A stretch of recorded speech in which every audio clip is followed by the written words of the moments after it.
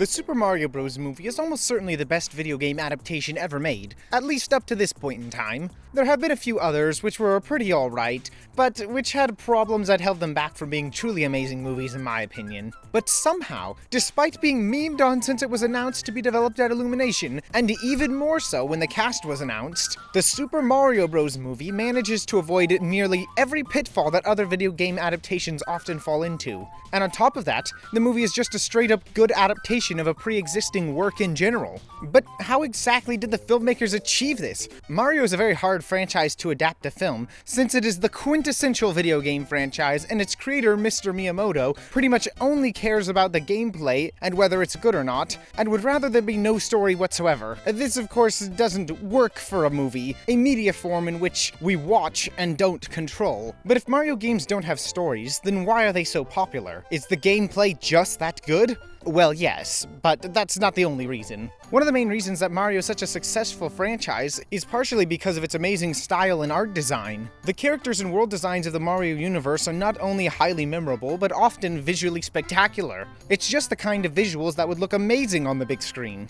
But that's the problem. You can't just make a movie in order to show off some cool visuals. There has to be some sort of compelling reason to stick with it. And that brings us to how the filmmakers were able to overcome this problem. On one hand, you need to experiment and add some substance to the Mario characters and world in order to hook people into actually caring and watching the movie. But you also don't want to stray too far from the look and feel of the original games that made them special in their own right. For example, you can't just make Mario an edgy loser who makes sarcastic comments all the time. Sure, it may be more interesting than the version from the games, but it's far too removed from his original, albeit limited, characterization. You see, the biggest problem with most Mario stories is that they're very simplistic. The only real plot beats happen at the very beginning and into the games, and with only a few exceptions here and there. And obviously this doesn't apply to the Paper Mario or Mario RPG games, but those ones are very different from the usual Mario series, and are more obscure, and thus wouldn't translate to being as popular on the big screen as the main franchise would be. But do note that I said Mario stories are usually simplistic,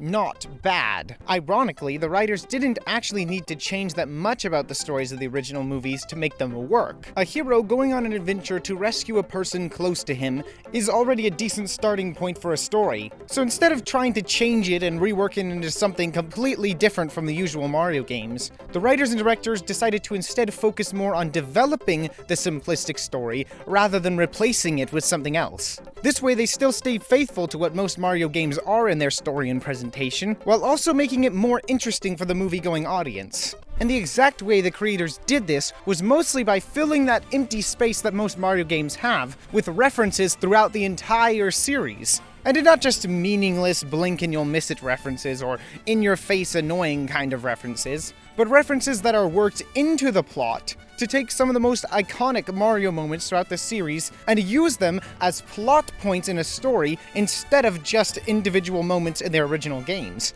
The Kong Island section of this movie is a perfect example of what I'm trying to say. In this section alone, we have references to the original Donkey Kong arcade game, the Donkey Kong Country series, New Super Mario Bros. Wii, Super Mario 3D World, the Mario Kart series, and Super Smash Bros. Series. And yet, despite pulling elements from so many different sources, the creators managed to mesh all these elements together seamlessly to make the world more complete and interesting. For example, by combining the Kongs with karts, it not only allows the addition of the Mario Kart stuff in this movie to make sense, it's deeply connected with their entire culture and people, but it also gives the Kong's world more personality and depth as well. And the battle between Donkey Kong and Mario is perfectly integrated into the plot in a natural way. Plus, the entire scene is a reference to Super Smash Bros. By having two characters fight each other on a flat platform going from one direction to the other. Since of course Cranky Kong would be stingy by nature, as that's how he is in the original games, always criticizing his son and all that, but he's also there in the background of one of the stages in the actual Smash Bros. Series. And his use of items in the arena also connects to how he sells you items in Donkey Kong Country Returns. And even even more subtly than that, the color and material that the platform is made of matches perfectly with the original Donkey Kong arcade game. Just a nice little subtle touch that calls back to the original games without feeling forced in. And I like how they managed to make a fair fight between Donkey Kong and Mario, even though we know that Mario isn't as strong as Donkey Kong, by using power-ups, and it doesn't feel forced because the Kongs are so overconfident they think Mario will still lose even with the power-ups. But just to be safe, they also threw in a couple trick power-ups like the shrinking mushroom from New Super Mario Bros. Wii, and also a few that they underestimated, like the cat bell from Super Mario 3D World, which by the way is one of the most deceptively overpowered power-ups in any Mario game. So it makes sense that he would actually be able to use it here, because in the right hands, a good power-up can be super strong. And speaking of power-ups, as I already mentioned, the Mario world is already very interesting, and I'm glad that the creators of this movie decided to stick true to the nonsensical logic of the games, with floating platforms and bricks, rainbow roads, and a walking king bomb with a mustache. Since this story takes place outside of normal reality, it doesn't need to follow the rules of logic. This is something the original, tragically awful live-action Mario Bros. Movie tried way too hard to make work, and this movie is far better off for ignoring reality. And of course, I'm only scratching the surface with all the references and the ways that they're integrated into the plot in this movie. I could go on, but what really matters isn't what happens, but rather why what happens matters, if you get what I'm trying to say. So the writers made the smart move to instead put most of the focus onto making us like and care about each of the characters instead. If I had to pick a favorite character from the original Mario games, it would not be Mario himself. And that's not to say he's some terrible, awful character in the original games. He's just boring. Even the best iteration of his character, the paper version, which is technically an alternate version of himself from a different timeline, true story, is still not that interesting compared to other characters. And not just in general, but inside the Mario universe itself. Of course, this is a massive problem if you're going to make a movie that not only stars him as the main character, but is literally named after him. But as has been the case so far with everything else in this movie, the writers managed to take that really basic blank slate character from the games and turn him into something actually quite good. I mean, I'm not gonna sit here and pretend like Mario in this movie is the greatest character ever created in any sort of media ever. But comparing him to the games version is like night and day, because here he actually has a personal inner struggle, real goals and desires, and an overall much more entertaining personality. All while still not straying too far from what he's like in the original games. This Mario still feels like the same Mario from the games, just, actually interesting. And giving him a personal inner struggle, that being to prove himself since his father thinks he's a failure, actually makes us care about what he's going through in this movie compared to the games, where what you care about is just finishing the level and getting to the end.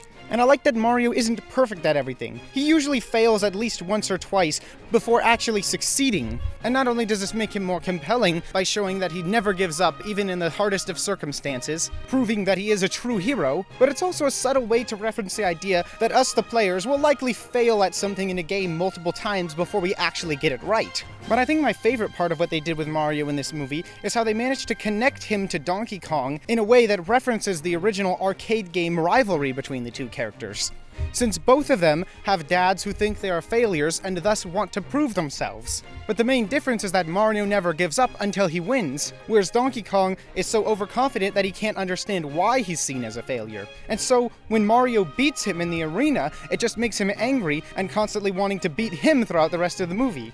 Until of course they realize that trying to beat each other is only making it harder to stop the real problem, that being Bowser. And when they come together, it's clear that they work much better as a team than as enemies, which is yet another element that makes the adventure of this movie so much more interesting, while still staying true to the original game's characters and premises. Oh, also, side note, Donkey Kong using power-ups is an epic moment. When are we gonna get Donkey Kong in an actual Mario game, Nintendo? I want to play as Fire Donkey Kong! Additionally, I also wanted to mention how Seth Rogen and Chris Pratt both surprised me with how good their performances actually were. I know a lot of people weren't really sold on Chris Pratt as Mario even after seeing the movie, but I honestly disagree. I think think he did a solid job. I was never pulled out of the experience by his performance any bit, but Seth Rogen did an even better job in my personal opinion. And now, whenever I see Donkey Kong in something, it'll be hard to unhear Seth Rogen as the character's voice. Oh, and another character worth mentioning is Princess Peach. Some may say her characterization in this movie is quite different from the games, but I don't think the director strayed too far from the source material here either. She is tough, but still mostly nice, even though she is significantly less girly than her original counterpart. But I suppose the directors didn't want people to think the character was outdated because she is often being captured and happens to be a woman. But the thing is, there is a precedent for Peach being an adventurous hero just like Mario. She was playable in Super Mario Bros. 2 all the way back in the 80s, and much more recently in Super Mario 3D World as well. And she even once had her own more obscure game as well.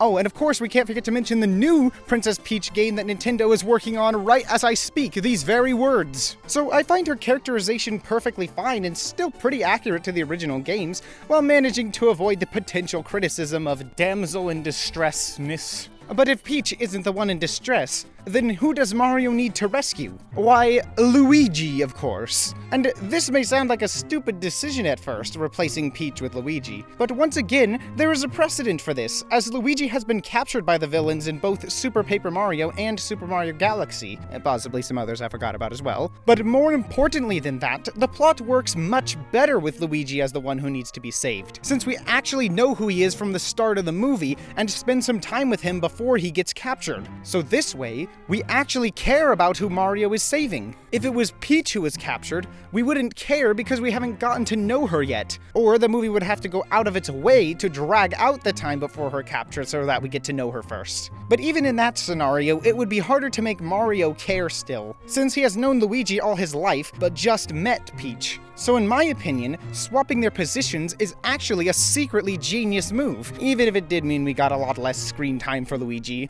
who by the way is also excellent in this movie, and Charlie Day gives one of the best performances. But you know what else is secretly genius about this movie? The casting of Jack Black as Bowser. When this was announced, everyone was going crazy, but after the shock wore off, suddenly it started to sink in that, hey, maybe this is actually a good thing. And boy oh boy was it a good thing. Jack Black gives one of the best performances of his career in this film, and clearly had a blast doing it. He's going to destroy you with fire! But he isn't the only reason that Bowser works so well in this movie, as the writers had to figure out a way to make Bowser intimidating, entertaining, and interesting all at the same time. In the original games, Bowser is kind of a lame villain. I mean, the vast majority of his plans involve kidnapping Peach, and that is about it. I mean, I'm sure his plot is to take over the Mushroom Kingdom, but after he kidnaps Peach, he doesn't really do much, does he? Occasionally, he wants to blow up the universe and remake it in his image, but those times are pretty rare. However, there is one exception to his lame plans. Well, two if you technically count Super Paper Mario, but that is supposed to be another universe, as I already mentioned. And I am, of course, referring to Super Mario Odyssey. His plan in this game isn't just to kidnap Peach, but to marry her as well. So of course, the writers had to include this element and use it as the backbone of Bowser's characterization. And I like that Bowser doesn't just want to marry Peach for some sort of political move to take over the Mushroom Kingdom by becoming its king, but because he genuinely has this obsession with her. And the only thing he wants more than anything else in the whole world is to have her be his wife. Like, that's actually what he wants most, more than taking over her kingdom. And it's absolutely hysterical to watch. And the softer, sillier side is a perfect counterpart to his more serious and menacing personality, which is a whole lot more menacing than he is in the games, I'll tell you that. I mean, he even threatens to actually kill people in this movie, whereas I think the most you're getting in a Mario game is him saying he'll squish you into space dust or something like that, which is like the G-rated version of, I'm gonna kill you. And of course, this dynamic multiple aspect personality allows him to both be a genuine threat and menace who forwards the plot and actually feels genuinely hard to beat, while also being highly entertaining every moment he's on screen, especially the scenes that also have Kamek in them. The new Super Mario Bros. Wii reference with Kamek dressed as Peach, legendary moment right there. And lastly, I wanted to mention how this movie does still have a level of restraint to it, despite referencing so many games. I mean, for example, we never see Daisy, Rosalina, Wario, Waluigi, Toadsworth, Egad, or several other Mario characters. as there were already enough characters in this movie as it is, and we need to actually spend time developing them so that we'll care. Plus, this allows them to save said characters for sequels, where they themselves can get a decent amount of character development, instead of all being squished together and no one getting the character development that they need. And that brings me to the point that this movie is perfect just as it is, and it didn't need to be anything more ambitious or complex, as it works as the perfect origin story for Mario and Luigi and Peach and all the other characters, so that from here, they can go in any direction they want and make all sorts of sequels and spin-offs and whatever movie pops into their head. I mean, there are those rumors of a Donkey Kong movie or a potential Luigi's Mansion movie, and of course, obviously, they're gonna make a Super Mario Bros. Movie 2 with how successful this one was. And if Nintendo and Illumination keep up the quality that this movie has shown us, then we may have the makings of an excellent Mario Cinematic Universe, or potentially even a Smash Bros. Cinematic Universe, which can work despite what some YouTubers would have you think. Although for now, they should just stick with Mario to actually flesh out that world first. And also, I guess, Legend of Zelda, since there are rumors of that coming as well, too. But, you know, 2 franchises, let's stick with those 2 for now, and see how it goes from there. And that is why the Super Mario Bros. Movie is a perfect adaptation, and one of the best ever made in my personal opinion. And there you have it, my thoughts on this movie. But I'd also like to hear your thoughts on the Mario movie, or perhaps what you think is the best adaptation of all time, or the best Mario game, maybe. And of course, I need to give a special shout out to all my patrons and my channel members who support me in an extra way, which you can become one too if you so desire, or you can follow me completely for free on any of these other social media platforms. But I wouldn't leave just yet if I were you, because I have tons of other great content that I'm sure you'd enjoy. Like this video over here that I just did recently on the villain syndrome from The Incredibles. Or perhaps you could check out this playlist over here of many other videos that I've done that you perhaps might be interested in one or more of. And last but not least, always remember to be iconic.